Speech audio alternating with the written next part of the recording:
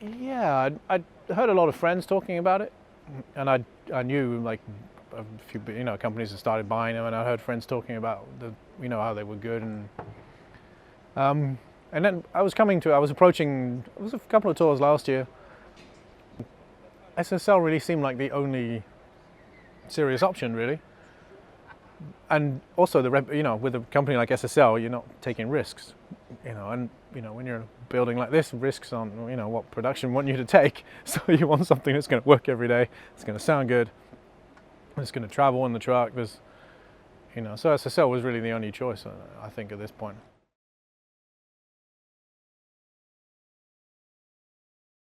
The thing with the SSL is it's so modular that you can do anything. That's what the thing is. You think, what do I want it to do? It's a different process of thinking, because a lot of desks previously had a fixed amount of channels with a fixed amount of auxes, and you had to work around those limitations, and then you found like interesting ways of doing things within the limitations. This thing can do anything you want.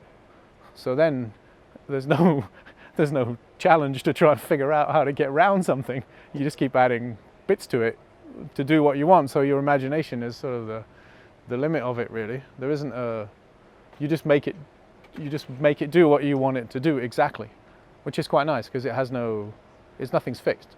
So I want that channel here, I want channel there, and I want to move this around there, and you just keep clicking and dragging them on the screen until you got them in the right place, and you can keep moving them around all day in rehearsals.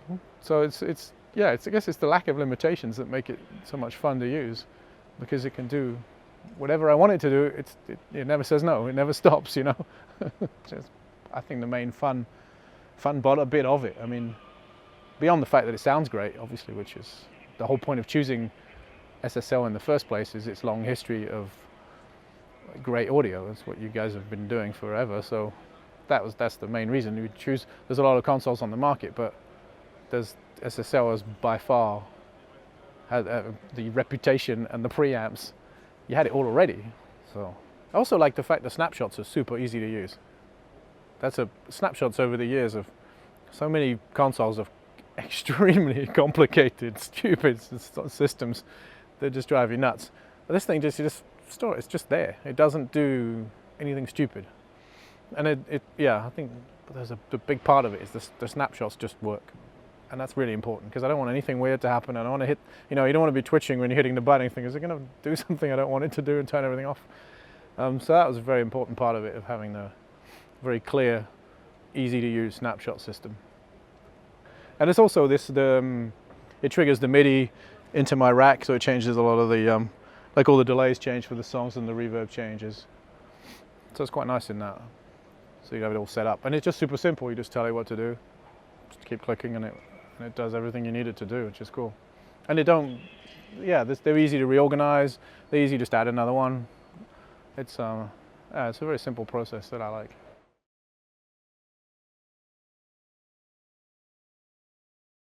I have a love of outboard gear. I like all these extra. I like all these toys. I like buttons. That's what I do for a living. I like pushing buttons. So we have all this. Yeah, I have a lot of outboard. But I use the onboard effects are pretty cool. I'm using a few of the reverbs, a couple of plates, some of the enhancer on the keyboard, some of the piano sounds, just to make it sort of sing a bit more in the arena. The saturator is pretty cool. You want to go easy, don't go crazy. It's one of those things that can bite you if you go too crazy with it. But it's quite nice on the vocals. Just gives it a little extra, something, a little distortion that's quite nice without going crazy. And it's really good. The cool thing, obviously, being an SSL, you have the bus compressor on board, which legendary thing for years. But it sounds amazing in the box. I wasn't expecting, when you think it can't be as good as the real thing. It's a piece. But yeah, the onboard bus compressor sounds fantastic. So I use that a lot. Just keeps things. It just sticks it together as it's meant, as it has done with every mix over the years. It just sticks things together. Just the channel strip sounds great. So I'm using all the gates are off the channel strip, or a lot of the compression is straight off the channel strip, because they sound great. There's no need to overthink it. If all the stuff internally is good, so I don't feel the need for any extra on a lot of it. I mean, I've only got, I mean, it looks like a lot, but it's not that much in there. There's only a few compressors, and the gates are really fast and sound great on here. Having two insert points, that's great. Like I can insert the outboard on one and have the plugins on the other and punch them out if anything happens. And also the MADI, because we're recording everything comes MADI out of the board, and I'm using the straight MADI to record, and then I'm also printing a mix that has all my EQs and compression, everything, onto another machine, and I'm using the second output for that, which you can move, which is great. So you can move it, you can put it anywhere you want in the signal flow. So you just sort of click and drag it to the end, and think, okay, cool, it's going to pick up my entire signal chain. So I can print a pre-EQ'd mix. So it's quite nice if someone says, hey, tomorrow, this TV wants this song tomorrow, you can go, okay, cool, I'm halfway there, I can just jump on the bus with my headphones and I've got a pre-EQ'd, pre-compressed mix that I can start with, which helps out the process. The panning thing is kind of cool, because you can do from spatial, the panner, you can move things in and out, and on the stereo channel you can flip them, and that's kind of nice.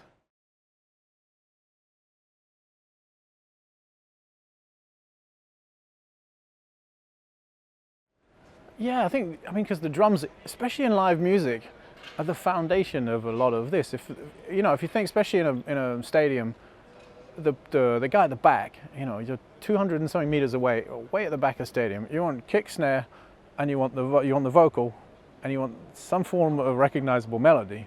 And you can probably live without the rest, But as long as you can hear the kick and the snare and the singer, you're going to dance around and enjoy yourself, And so the foundation is a good kick and a snare, because that's what gets people dancing. It's not necessarily how you'd approach an album, I think, but with live music, if you've got a solid kick and snare, you're going to get people get excited, and that also comes back through to the band, and then it comes round, and then they play a great show if they're having a good time. But specific with Simon was a lot of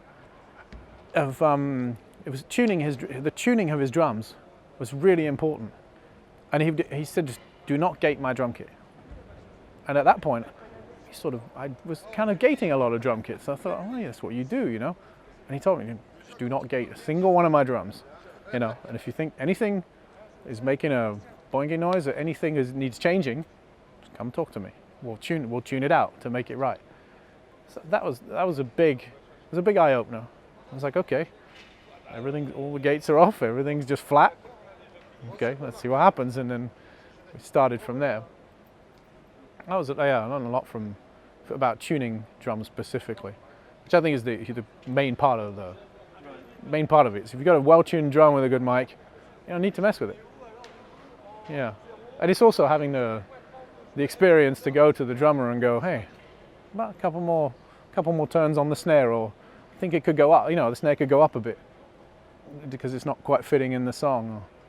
Same with the kick. It's like, can you maybe take it down a bit so I can get a little more in the subs, and then it won't interfere with the bass. So working out that process he was very good at figuring that out, and he was great at explaining that to me.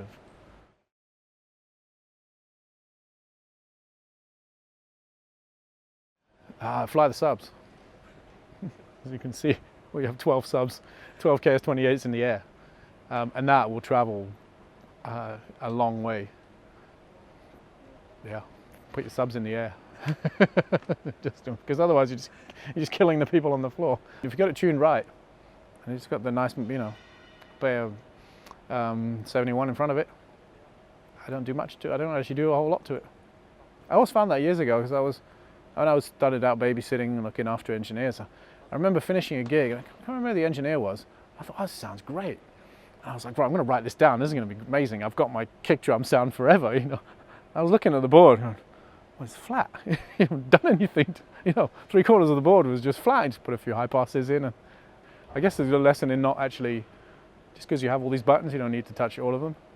It was really it was in a quite eye-opening moment of like, right, career's made here. I'm going to write all his settings down, and I'm going to copy them the next gig I do.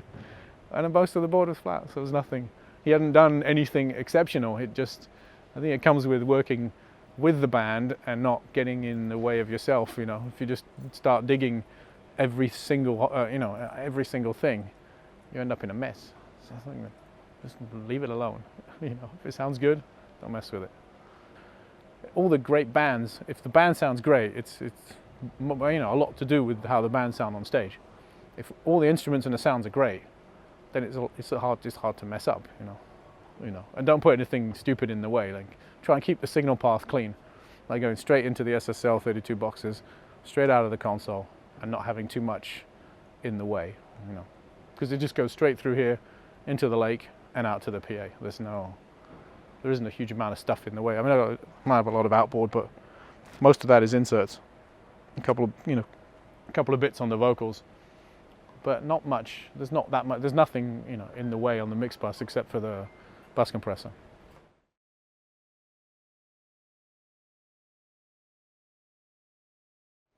Oh, I was thinking, it's tough because you think I feel like again I should have a better story for Dave's vocal, but Dave just sounds like Dave. You turn him on and he sounds like Dave. So, I mean, I added a little bit at 12K to get a little bit of air, a little bit of fluff and air through the back of the arena. Check it out, there's a little bit of 100 hertz, which in some places like this, when the roof is closed, it can build up and sort of get in the way of the bass and stuff. But for the most part, it's trying not to mess with it. He sounds good as he is. Also, I mean, a reverb.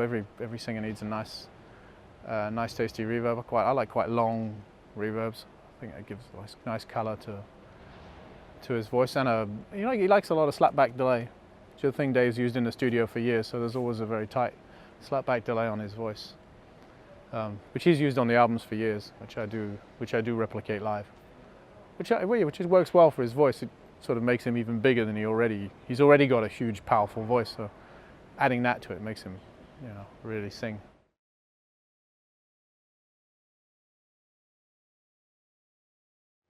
Yeah, I mean, there's a lot more, I guess, live elements, to the show, because they're an electronic band and have always been, and they've used. There's live drums on the album, but a lot of it's processed and it sounds like Depeche. So on stage now you have a live drummer who's going full tilt, so that in itself is obviously a big change from what the album would be.